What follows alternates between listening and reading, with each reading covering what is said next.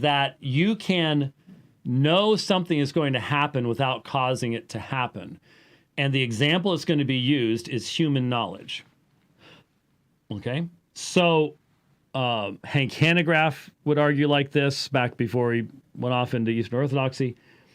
Many people who promote, for example, a simple foreknowledge view will say this is the nature of God's knowledge of future events as well, is that he knows things so well that he knows future events, but he did not determine future events, which then leads you inevitably to the question, who did, or are they all uncaused? And if they are uncaused, how can God have future knowledge of them? The open theist says he can't. The open theist recognizes this doesn't actually work, that you're asserting something, but you've removed its foundation. The foundation for God having infallible, exhaustive knowledge of future events is that God is the creator of time itself and everything therein. That's the one thing that these folks cannot possibly believe. They reject that. But as a Southern Baptist, now I don't know what Ken Wilson's current church membership is, and I don't honestly care that much, but Leighton Flowers is a Southern Baptist. And the Southern Baptists have specifically determined that open theism is outside the bounds of the Southern Baptist Convention. So he can't go there. He has to confess that God has exhaustive knowledge of future events, including the events of free creatures. But why? How can God have that knowledge? Well, God just looks down the corridors of time. Yeah, but that you can't look at something that does not exist. You can't look at something that is theoretical.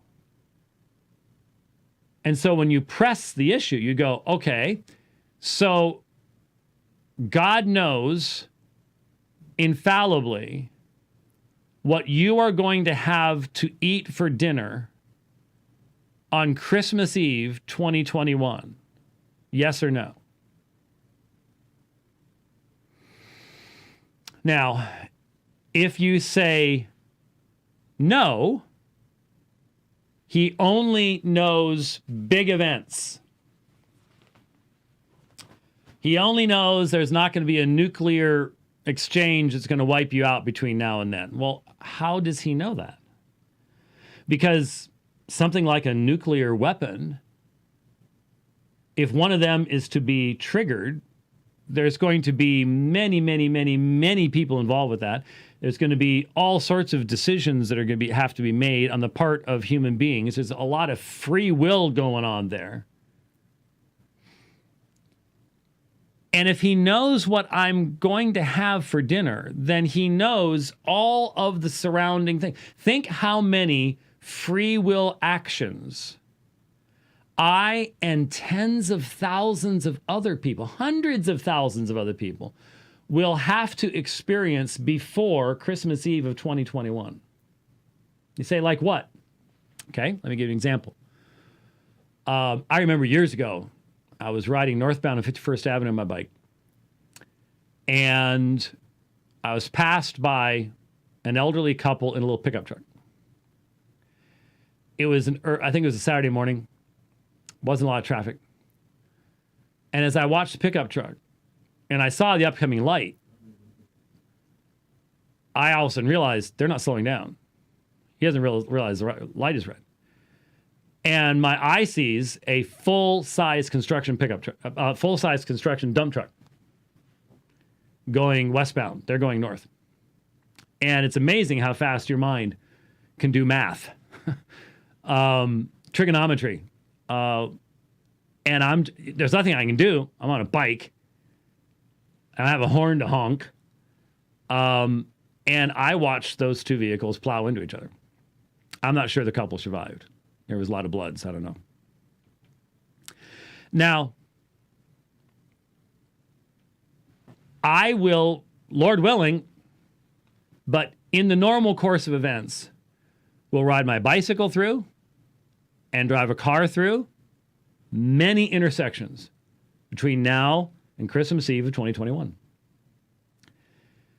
And if I do not get hit, there are all sorts of free will choices that have to be involved to keep me from getting hit. So, what if someone chooses in their free will to get drunk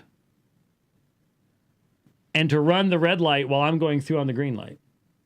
Then I don't live to have dinner on Christmas Eve.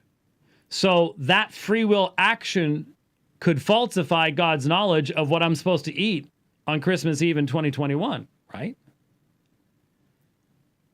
There are all sorts of those types of choices that will determine whether I live to Christmas Eve of 2021. And so if you say God does know what I'm going to have for dinner on Christmas Eve of 2021, that means he knows all of those decisions, and no one can make a decision other than the one they made, which will result in my having that dinner on Christmas Eve of 2021. That means the entire fabric of time has been woven by creation itself. Right? So, it is not the foreknowledge that causes the action. The foreknowledge flows from the act of creation. That God is the creator, which includes not just the primordial condition of the universe, but that's what gives God the right to be able to say, false gods can't tell you what's going to happen in the future. I can. That's what makes him God, and us mere creatures. So foreknowledge isn't causative, but it flows from the one cause, God's creation. So when someone says, we don't need that decree stuff, that decree stuff's bad, God just has foreknowledge. That's not an answer. That's a duh, I know. Can we get to the next? Because philosophers and Christian philosophers have been writing and talking about this stuff from the beginning. From the beginning. So if you're just repeating the surface level, oh, God just knows what's going to happen in the future, you haven't even gotten into the topic yet. The question is how? How does that work? How does he have that knowledge? And if all you can do is say, it's a mystery, then you have no ground for criticizing someone who says, actually, we know more than that. Here's the revelation that says that. But if you say it's a mystery, you have no basis for criticizing someone who says, well, the basis is given in Scripture, and it's in God's sovereign decree. Because you're out of the game. You said, I don't know.